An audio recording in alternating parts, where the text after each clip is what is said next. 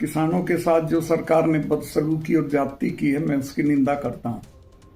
पंजाब से जो आ रहे थे पीसफुली, जिनको पंजाब ने आने दिया, उनको हरियाणा सरकार ने क्यों रोका? वो हरियाणा की जमीन पे तो थे नहीं, नेशनल हाईवे पे थे जिस पे चलना उनका अधिकार है। और दिल्ली आ रहे थे अपनी बात कहने के लिए, कोई हिंसा करने नहीं आ रहे थे, उनसे कोई दिल्ली सरकार को खतरा नहीं था। लेकिन ये साबित करता है कि दिल्ली और हरियाणा दोनों सरकारें किसान विरोधी हैं और किसानों की दुश्मन हैं। अगर एमएसपी नहीं होगी तो किसान बर्बाद हो जाएंगे।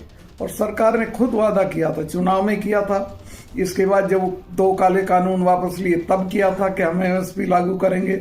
लेकिन मेरी समझ में नहीं आ रहा सरकार की जेब से क्या जाता है एमएसपी लागू करने में।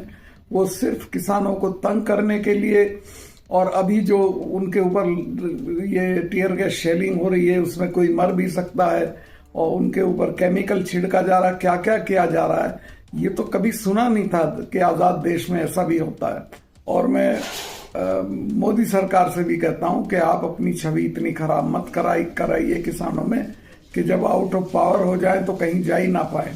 तो आप उसको बुलाइए, उनसे बात करिए, उनकी बात सुनिए और जो जायज बात हो उसे मानिए। आज हरियाणा के बॉर्डर पे किसानों के साथ जो सरकार ने बदसलूकी और ज्यादती की है, मैं उसकी निंदा करता हूं।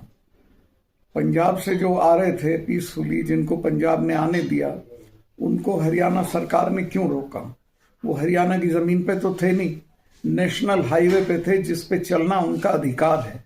और दिल्ली आ रहे थे अपनी बात कहने के लिए, कोई हिंसा करने नहीं आ रहे थे, उनसे कोई दिल्ली सरकार को खतरा नहीं था। लेकिन ये साबित करता है कि दिल्ली और हरियाणा दोनों सरकारें किसान विरोधी हैं और किसानों की दुश्मन हैं।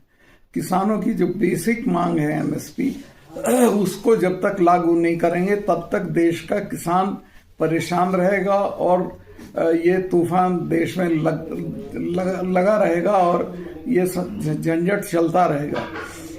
एमएसपी किसानों की बुनियादी मांग है। अगर एमएसपी नहीं होगी तो किसान बर्बाद हो जाएंगे। और सरकार ने खुद वादा किया था, चुनाव में किया था, इसके बाद जब 2 काले कानून वापस लिए तब किया था कि हम एमएसपी लागू करेंगे। लेकिन मेरी समझ में नहीं आ रहा सरकार की जेब से क्या जाता है एमएसपी लागू करने में।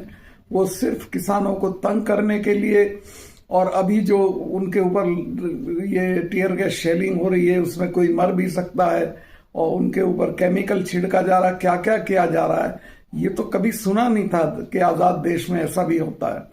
मैं इसकी घोर निंदा करता हूं। और मैं मोदी सरकार से भी कहता हूं कि आप अपनी छवि इतनी खराब मत कराइए किसानों में कि जब आउट ऑफ पावर हो जाए तो कहीं जा ही ना पाए। तो आप उसको बुलाइए, उनसे बात करिए, उनकी बात सुनिए और जो जायज बात हो उसे मानिए। Thank you.